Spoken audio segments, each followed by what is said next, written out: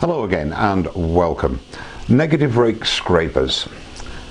As a result of quite a few questions regarding negative rake scrapers, I've decided to do a video with my thoughts on the subject and how they work for me and what I use them for. From the outset, I will state I'm no expert on the subject, but there is a guy that is an expert on the subject of all things scrapers, and that's Reed Gray, also known as Robo Hippie. And in fact, he is really the inspiration that has driven me over the years to try various negative rake situations and indeed scrapers. So I'll put a link in the description below and go across to Reed's channel and have a look at some of the wealth of information that he has on there. Coming back to me, I mainly use negative rake scrapers to refine shapes and get a really nice surface before sanding. A little while ago I did a review of two of the heavy-duty negative rake scrapers by Simon Hope. Now they are brilliant bits of kit for the larger pieces, but if you're in two minds whether to go down that route, or indeed the majority of your work doesn't involve very large pieces, then it is a very inexpensive way of making your own negative rake scraper out of an existing scraper. There are various angles that can be used, and it's the same old thing that if you ask 10 wood turners a question, you're going to get 11 different answers. It is experimentation and what works for you. So I will give you a base to start from, should you be interested in having a look to see if they work for you, and then it's really a case of micro adjusting different bevel angles and seeing what works for you and the applications you use them for. A lot of the methods that I will be going through today regarding sharpening and tool presentation have been, as I say, inspired by Reed.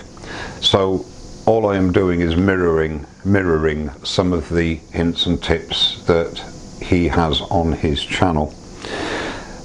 I started off using a negative rake scraper, a little 1/2 inch scraper, and I converted that I used for goblets and boxes quite a few years ago, and I was really impressed with how they worked. So I've got a few small scrapers that I've adapted for use for those sort of piece, but I've got 4 main scrapers that I use for various tasks for the bigger items, not the massive items, but the sort of the intermediary items, and those are the ones I'm going to concentrate on. The first scrapers that I used were 2 1/2 inch round nose scrapers that I converted. Now this one I used for refining the inside of goblet bowls and small boxes. This is the 35 grind, 35 degrees here and 35 degrees the other side. Nothing is completed because you very rarely go to the grinder once you've profiled it, and it's pointless wasting steel, but I've got a nice radius on there and that works well for those, and also a round nose scraper, I should say. Again, this is 60-25, something I was practicing with, and I found that worked very well as well. 35 degrees, 25 degrees, I beg your pardon, relief bevel on the top and a main bevel of 60 degrees. Then I progressed after watching some of Reed's videos, and I have those I use for the smaller jobs, and for the sort of medium to large jobs I use the heavy duty bowl scraper, and this one I think was Crown. I've had this for years, and it was basically a bowl scraper. You can see that the bevels aren't perfect yet, but again, no point wasting steel. I've got the curve that I wanted, and this is a 35 grind, 35 degree bevel top and bottom. I'll go into the sharpening and how to hone them later on in the video. This is a 1 inch scraper which I have been practicing 45-25, 25 degree relief bevel on the top and a 45-degree bevel here, and that I find very effective as well. This possibly is my favourite. It's a 1-inch round nose scraper that I have I've got a double arc on, if you like, so I can use it wherever I like, whichever position I like, and I really do like this one. But again, I'll go into the importance of where you raise the burr depending on the orientation of your tool to the work. Again, as long as the main bevel is even, it doesn't matter about these bits here, because I've been experimenting, as I say, and it's pointless wasting steel when it does the job as it is. And then also a 1-inch square end scraper, which I have at 60-30, 30 degree on the top and 60 degree main bevel.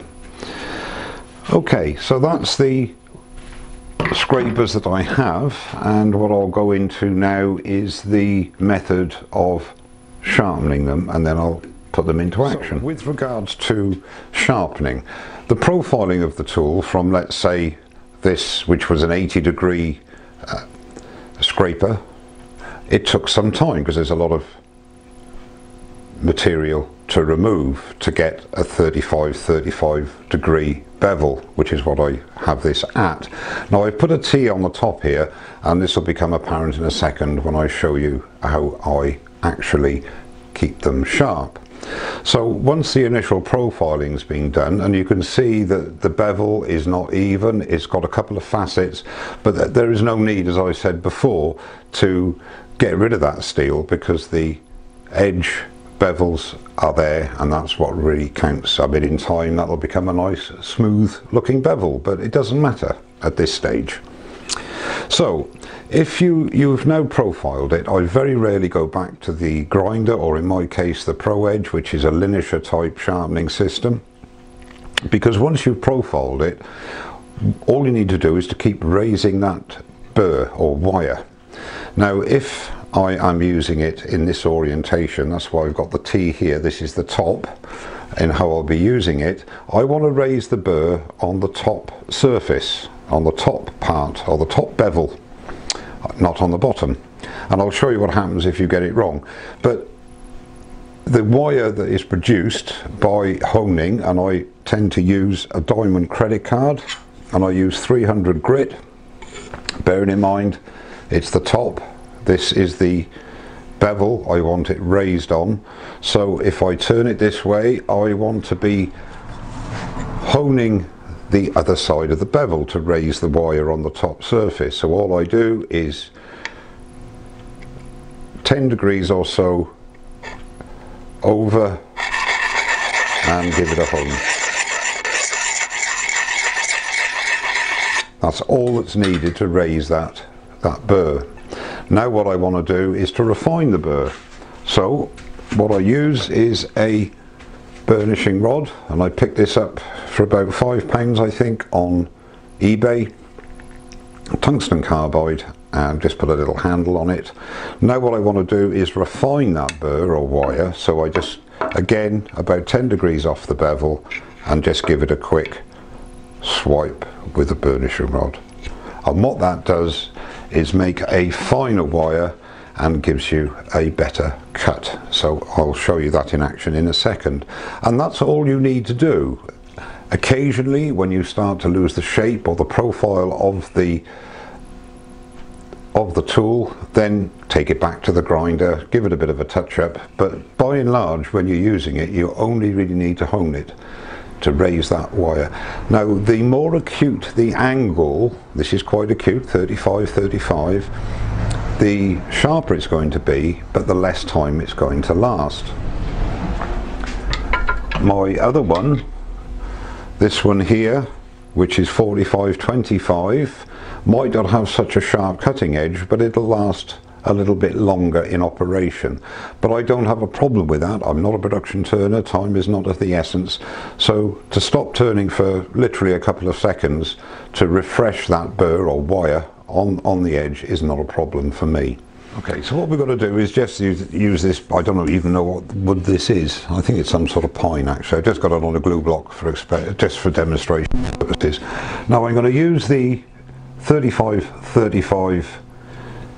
heavy duty bowl gouge that I've reprofiled, and I'm just going to, I find it works best if you can get as near as possible on the horizontal and cutting on centre line or just above. Very little pressure, and then just bring along the work.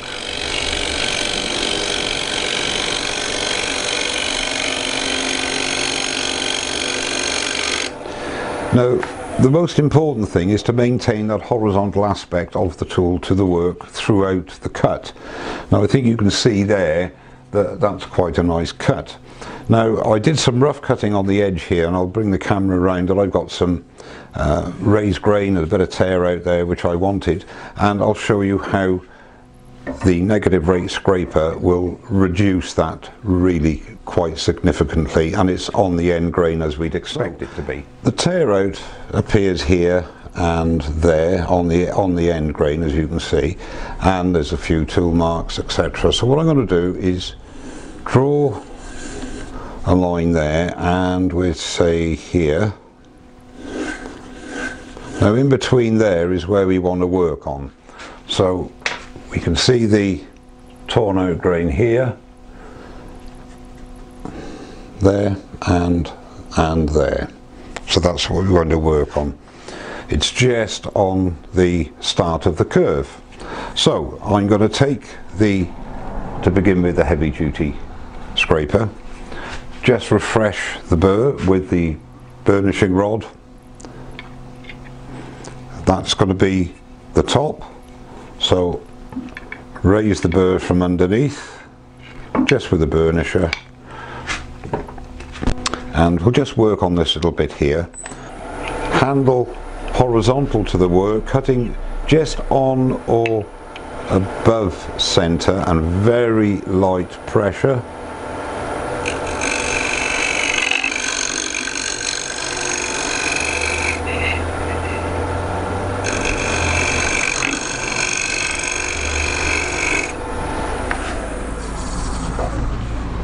And we'll have a look, and it's quite reduced the tear out.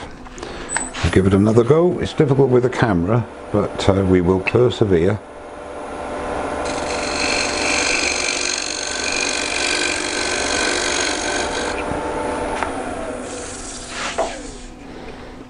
That's much better, really reduced it quite a bit. The important thing I found is maintaining the aspect of the tool to the horizontal, always horizontal, because what tends to happen is as you're moving around the piece you might be dropping the handle, I'm exaggerating now, or indeed lifting the handle as you're going around a corner. The practice comes in my opinion, in keeping everything in exactly the same plane right the way round, and an even pressure, a bit like sanding really, an even pressure. It doesn't work every time, every single pass with me. You have to get into the groove, as they say, but that is important, because if you start off with it on horizontal and you've got a nice shaving there, look, and providing that shaving is staying the same as you're going around and the pressure's the same, you've got to get an even cut. Now again, if the camera, well, it might not pick it up from that distance, but I assure you that is really smooth now. Now the big problem is that what tends to happen is if you start off in the right orientation and let's say you alter the pressure, which is what I'm doing now, you're going to get quite a few ridges and you get bits tear out, and it's not as smooth as it was. Similarly, if you raise the handle, there's the cut, raise the handle, raise it, look, you're starting to get a mixture of powder as well as shavings because you're not in the right orientation. And if you go down, you can still get a good shaving, but let's have a look at the surface. It's not too bad, not too bad. But my advice, it's not, yeah, just there, it's a bit more there, is to keep it in the same orientation right the way through your pass, and that way you'll get more consistent results. The other thing with negative rate scrapers, even if it's just a, what I would term on this one, a relief bevel here of 25 degrees on a 45-degree angle, it's less aggressive. If that was an ordinary scraper, and especially for the newer turner, you must keep the handle above the horizontal on an ordinary scraper, otherwise there is a big chance of getting a catch. So when you've got this negative rake, you have much more flexibility. You can actually ride the bevel, lift the bevel, you get a cut. Okay, that's how I like to do it there. You can see what a lovely shaving I'm getting. But if I go down below, lift the handle, it's not grabbing. It's still cutting, but it's not grabbing. So it's much more forgiving. You can go through a whole range of aspects of the tool to the work without getting any catches. So in that respect, it's a great tool as well. Now the square end you can use on curves like here. Again, just making sure, and this is the 60-30, and be careful you don't get the corners in contact with the wood.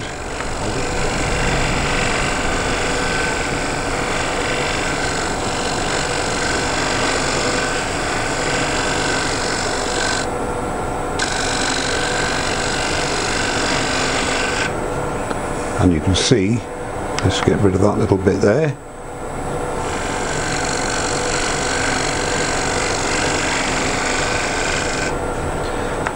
And that's with a square end scraper, leaving a really nice smooth surface.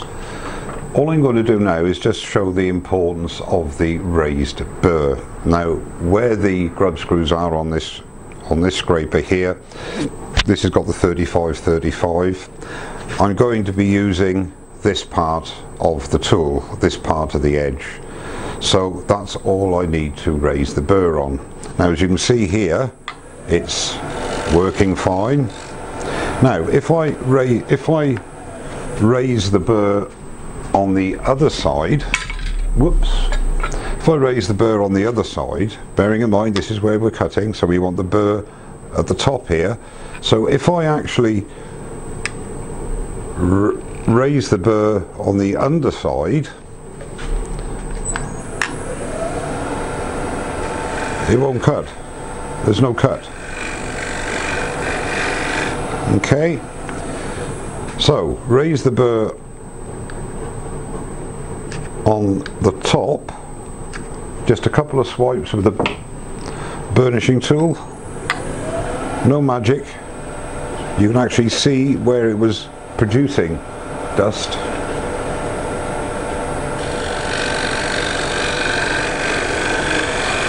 We're getting a cut again.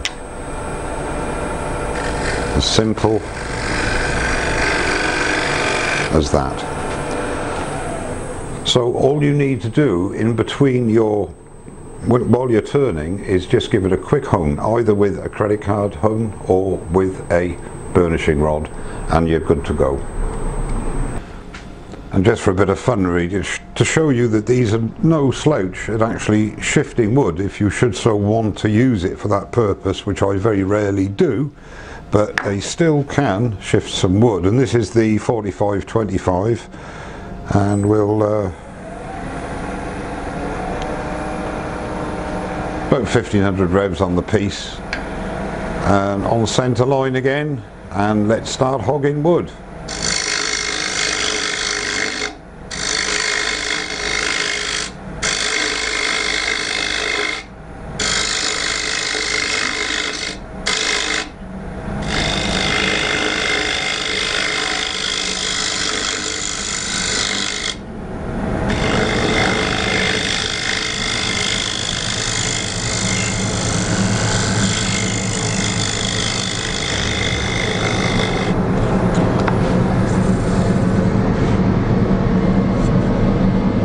Sorry about that, got a tractor going past. But you can see there, not a bad surface, putting a lot of pressure on it.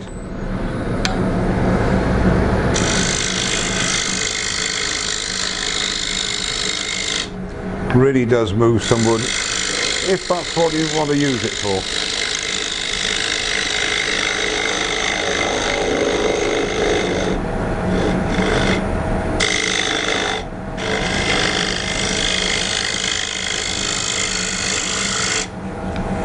What I'll do now, just to prove the point, I'll just refresh that burr, say 10 degrees off the bevel, a couple of swipes, which refreshes the burr for you, or the wire, and we'll just do a light pass.